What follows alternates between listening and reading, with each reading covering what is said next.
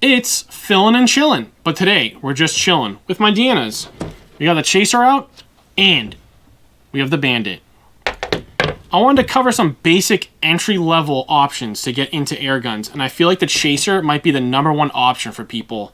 It's one of the easiest things to manipulate. The charging handles has no effort. You can swap CO2 out. It's very accurate. The ammo's cheap. The quality is very nice for the money. Don't let the cheaper price kind of, detract from that, because that is definitely not the case. The reliability on these things, the only problem you're going to have is double feeds from people who are not familiar with the magazines, and, a single feed tray, you're not going to have that problem. But once you step up to a magazine, I know a lot of people end up double feeding, and that's one slight negative. We'll go over that a little bit later maybe. But the charging handle is a slight drawback, because I've seen some of these, they will break off. But I don't know how someone does that, or maybe it was an older model and had like a flaw or something, but I feel like you'd have to really be tugging on that to break that off. But I can't say for certain. It's just something that I've noticed. Now, I was talking about the magazines. These things are kind of a drawback, but you don't necessarily need them. They do come with a single feed tray, so that is an option. And you're still going to need that single feed tray regardless if you have a magazine or not. If you have ammo, such as these, they're a little bit too tall. They won't fit into that mag, but they will still feed into the gun. They just don't fit in here. The magazines, what a lot of people do, they'll end up cocking the gun back, and it'll feed around in once you, chamber it in. But if you cock it back again, the magazine's going to kick over and already feed another round in it. So unless you pull the magazine out, then recock it, you're going to have a double feed, and that's what a lot of people end up doing. So if that's an issue, just pull the mag out. Put the charging handle back forward and fire. You're good to go. And a double feed's not the end of the world, but I've also had issues where people have had, I'd say, up to 3 or 4 feeds in there at once, and that's when you have to break the whole gun apart. Which, to be fair, these are very easy to work on. A couple set screws in here, and you're taking the barrel off. And if you want, you can swap these barrels over between each gun. The carbine/rifle barrel will fit on this Bandit if you want to make like a Tim Burton, Batman Joker pistol out of it. The grips will swap over from this to this, but the Bandit hand grip will not swap over to the Chaser. There's a little notch that's cut out on this stock. If you wanted to do that, you'd have to just do a little more work, but you could swap them over. The only other thing I kind of think of as a drawback is the dovetail rails that come on both. Not too many of these more modern optics are dovetail. You need a Picatinny adapter, but that's not the end of the world. I've done that for my 2 Chasers that I have and the Bandit. And for like $10, you get they're like little UTG, I think they're called, plates that go on and they swap over. I've never had an issue with those. Accuracy-wise, there's not enough recoil, I don't think, to, move that around or whatnot, so you're good to go.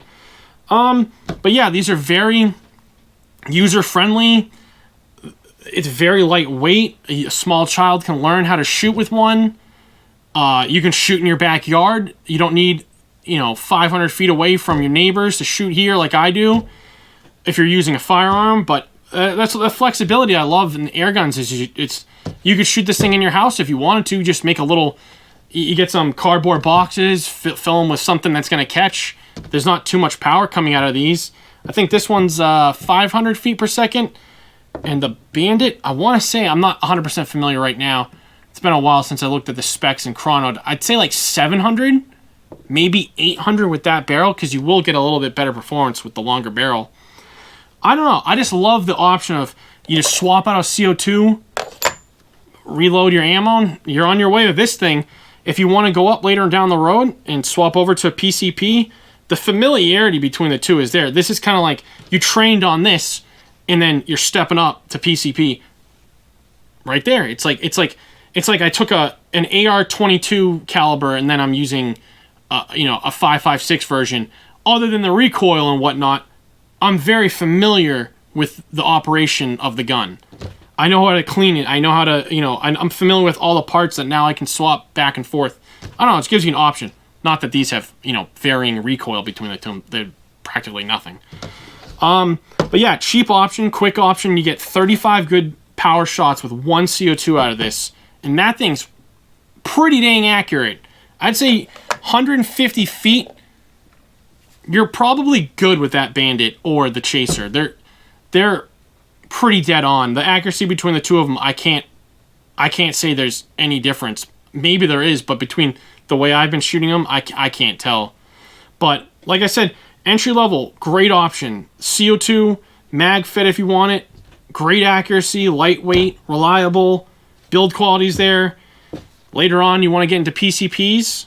You might not even get this as your first PCP. You might get, my first PCP was my Gauntlet too. I wanted this when I saw it, but when I got into PCPs, I'm like, this thing has to get reloaded after, you know, 15, 20 shots. I'm like, that's crazy.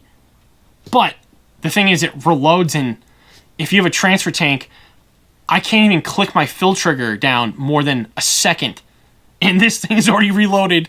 That's crazy. I'll tell you one quick story.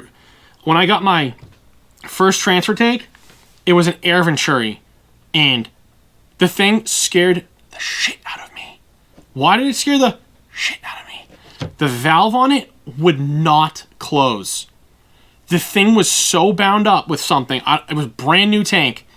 I asked these people multiple questions. I'm like, there's something wrong with this thing. It just, like, it can't open and it doesn't close. I'm like, do I need a wrench to open and close this thing?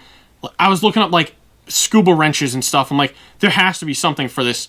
I just couldn't believe how hard it was to manipulate. So I'm trying to fill this, and I crank open the valve, and then by the time I want to close it, I can't close it, and I'm just, like, freaking out. And I'm like, oh my god, this is absolutely terrifying. And my solution to this was to get a fill trigger, because you can just crank the tank and leave it open, and then the fill trigger is holding all the air until you press the trigger. And then you release the trigger, and then it stops, and then the air in the line is still there. The only thing I have to worry about is clicking that trigger.